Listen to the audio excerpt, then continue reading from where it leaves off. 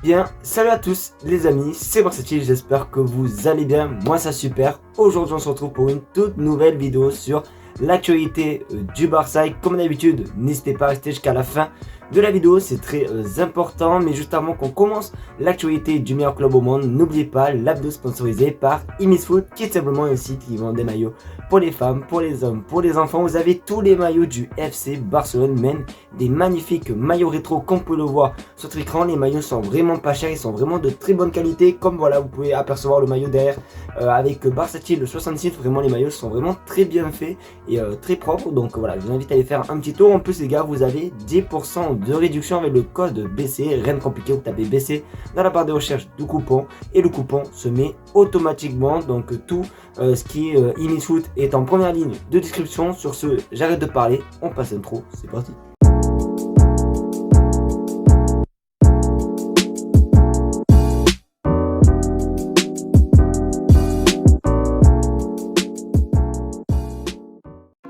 Vous le savez, le FC Barcelone a réalisé la saison dernière, du moins cette saison, en été un magnifique mercato. Et du coup, presque un an après ce mercato incroyable, les socios ont tout simplement voté par rapport à la meilleure recrue. Regardez le classement, donc Lewandowski est en première position avec 49%, ensuite deuxième position Christensen avec 37%.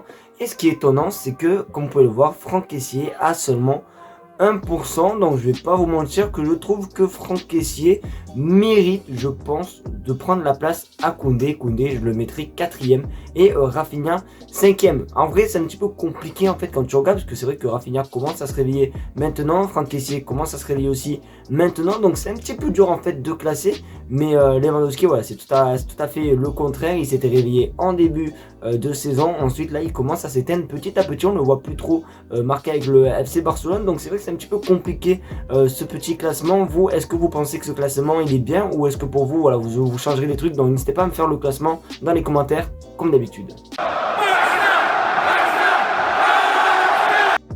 Juste avant, on parlait du mercato XXL que le Barça a réalisé la saison dernière. Mais cet hiver, ça n'a pas été le même mercato, parce que voilà, il n'y a eu qu'une seule arrivée, celle de Julián Araujo. Et on en sait d'ailleurs un petit peu plus concernant son adaptation dans le club catalan. Et c'est un petit peu compliqué, regardez sur votre écran. Julián Araujo a du mal à s'adapter à Barcelone. Le Mexicain a du mal avec le jeu de position. Donc voilà, vous devez vous dire ouais, mais c'est pas vrai, il joue pas avec le Barça et tout. Bon voilà, il joue avec le Barça B, le Barça Athletic. Moi perso, je regarde pas les matchs du Barça Athletic, donc je peux pas vous dire si c'est bien ou pas Araujo, mais d'après ce qu'on voit, c'est pas trop ça au niveau de sa position. Donc bon, on verra. Après, je vais pas vous mentir que je pense pas que c'est un joueur qui aura peut-être sa chance un jour en équipe A. Donc on verra tout simplement, mais il faut tout simplement s'améliorer concernant sa position. La saga Ansu Fati continue, vous le savez, ça fait depuis quelques semaines qu'on voit beaucoup de rumeurs concernant l'avenir de monsieur Ansu Fati. Et vous le savez, hier il y a eu une réunion entre le Barça et le papa d'Ansu Fati. Et c'est vrai que les amis, ça commence à partir en cacahuète. Regardez sur votre écran.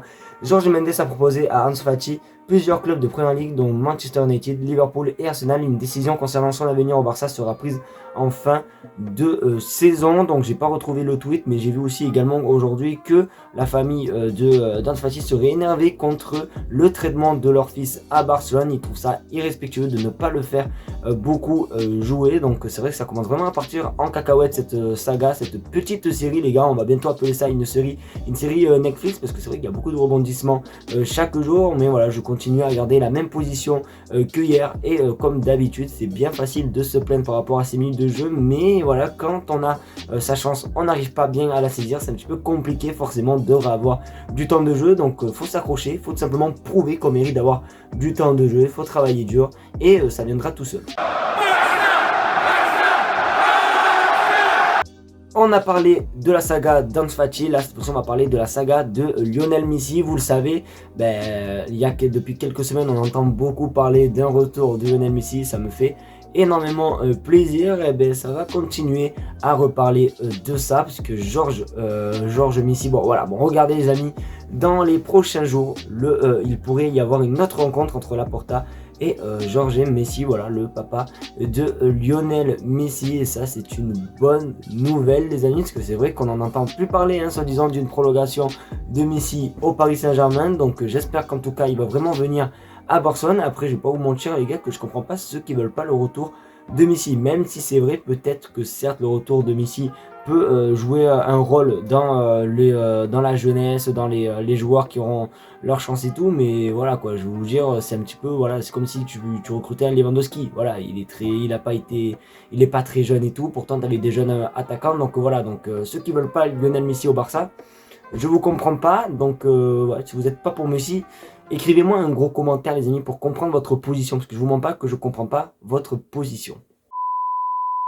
Les amis, c'est malheureusement déjà la fin de cette vidéo, j'espère qu'en tout cas elle t'aura plu, c'est le cas. Comme d'habitude, n'oublie pas le petit pouce bleu, le partage et surtout l'abonnement des familles qui fait plaisir les amis. Oui, on est de plus en plus nombreux sur la chaîne YouTube, mais ça me fait énormément plaisir. Comme d'habitude aussi, Foot dans les commentaires, voilà, n'hésitez pas à vous balader, ça fait plaisir, du moins dans la description. Et sur ce, je vous fais de gros bisous, et on se retrouve pour une nouvelle vidéo demain, ou je sais pas quand. Tchuss.